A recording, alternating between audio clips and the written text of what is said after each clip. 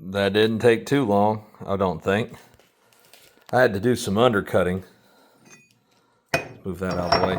Had to do some undercutting here because this has to come to a pretty much square stop. It looks like I gave myself just about 1/1000th clearance in here. Something like that. Yep, right at it.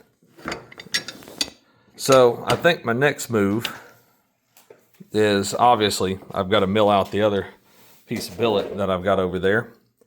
It's got to be exactly the same. Now I cut this about, I'd say 5/1000 shy. As far as my depth goes, I got to do the other one the same damn way. So 550 deep on both sides. After that, once I get the pocket done, there was a period of time that I actually considered doing a pocket and just pocketing this out and then leaving this to where it comes down to contact it. But then I got to thinking about it. Honestly, the best way to go about this is to make a block that goes in between the top of this slide rail and this fixture that I've made. And then if I want to, I can make set screw holes here and here and do the same on the other one.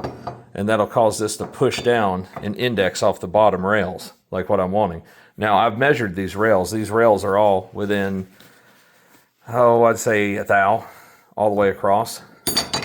Same for the back from here to here. If anyone's wondering, from here to here, that measures up nice and square. But you can kind of get an idea of what's going on here. Half the slides down inside just like that. A few little light taps with the hammer to make sure she's recessed in place. From there, just make the little block, cut and thread some holes here for some set screws to be able to push down on that block. That way everything indexes in place. And I'll try to make it to where it also squares up against this face right here. But that means I'm going to have to remove the extractor too, which is kind of a bummer. But you get the idea.